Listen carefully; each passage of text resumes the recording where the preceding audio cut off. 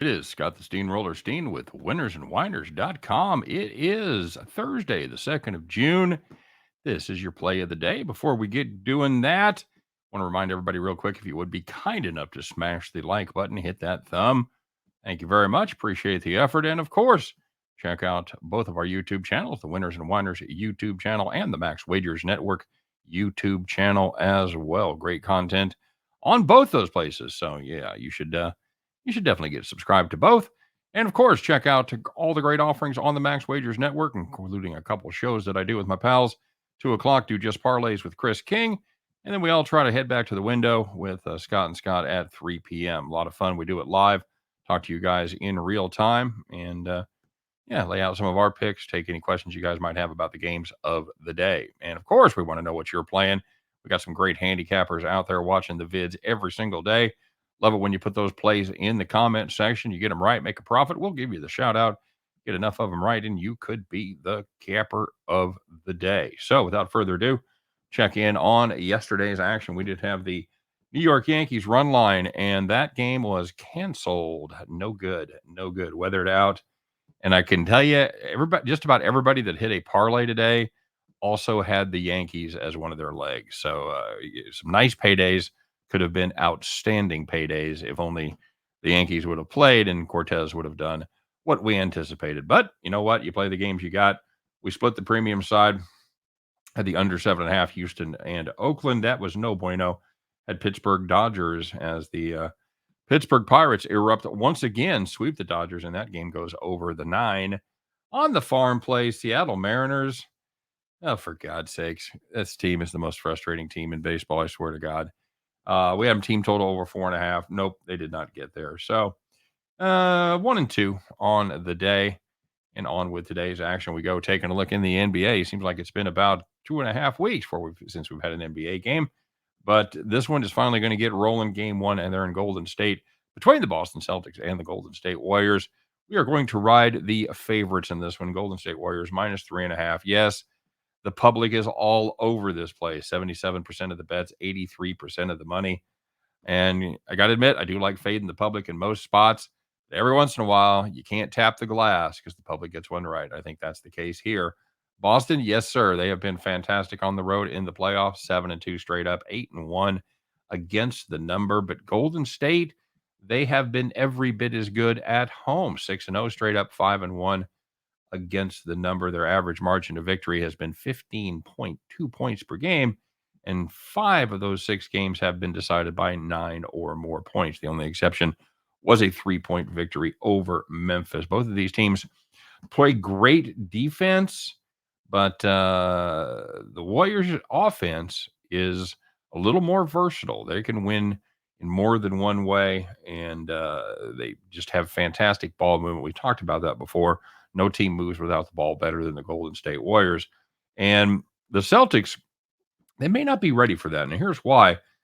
They played 2 teams that mainly just stood around and waited for their stars to make things happen. The Bucks, with Giannis, they only assisted on 51.4% of their buckets, while the Heat, waiting for Butler to do his thing, they assisted on just 54.5%. In contrast, the Warriors, they led the playoffs or leading the playoffs so far, and they have assisted on 66.9% of their buckets. That is, like I said, best in the playoffs, and I expect it to continue in this one. As far as the injuries and guys getting back for Golden State, you have a possibility of getting Peyton, Iguodala, and Porter back. Going through all the press conferences, listening to them talk, listening to Kerr talk, here's what I'm guessing. I'm guessing Otto Porter makes it back. I think Peyton will probably be ready for game 2, but if I had to bet, I'd bet he does not go for this one. And personally, I'd be surprised if Iguodala returned before game 4, if he comes back at all. I just think reading some of the things that he said, it just doesn't sound like his head is ready to come back yet. So that's what I'm saying in this one. I think Golden State and their defense take care of business, and I think they have enough of a unique offensive spin to at least get the Boston Celtics back on their heels for game 1. Give me the Golden State Warriors minus the 3.5 points. At the end of that one, you guys can join me as we pick up our winning tickets and head back to the window. All right, you guys know how I did yesterday. Let's take a look and see how y'all did, shall we? Sean O'Reilly having a nice day going 1-0 plus 500. He had the USA in a soccer friendly over Morocco. Bronco Devil, there's one of those guys that had a three-teamer chopped down to a two-teamer. He goes 1-0 plus 530. He had the Astros, Mets, and Yankees. Rivera, same play, 1-0 plus 530. Had the two-teamer with the Astros and the Mets and the Yankees. Jocko TV goes 1-0 plus 500. He had the Tampa Bay Lightning and the New York Rangers over 5.5. Corey Graves, what's up, buddy? Good to see Corey around. 1-0 plus 500. He had White Sox Blue Jays over 8.5. David the Italian goes 1-0 plus 575. He had St. Louis Cardinals at plus money, plus 115. Nicely done, David. Sports scores and outcomes for betting. Outcomes for gambling. That's his name. Guessing it's not a personal account, perhaps. Anyway, nice pick, sir. 1-0 plus 500. Rangers plus the 1. Doc Brown 3-2 plus 80.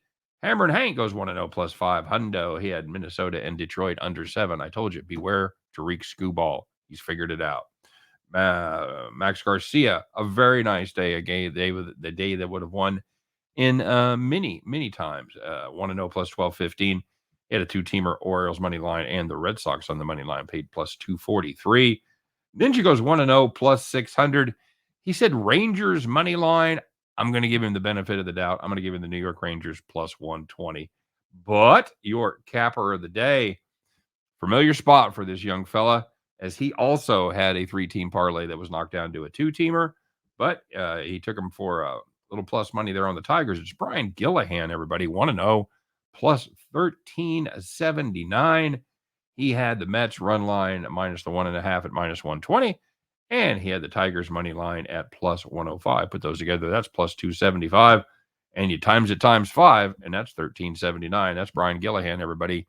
1-0 plus 1379. Congratulations, Brian. Once again, you are the capper of the day. Well done to you. Well done to the rest of you guys. It's really, really nice totals out there. Keep up the great work as we slide on into the weekend. Everybody have a great Thursday. Thanks very much for stopping by to check us out. Don't forget, I do this every night. Have them posted usually around 1 to 2 o'clock in the morning. So make sure you check out my videos. And then, of course, every day, 2 o'clock with Chris King doing parlays and 3 o'clock with my pal Scott Reichel, as we once again do our very best to help you guys in that journey to head back to the window. Take care, everybody. We'll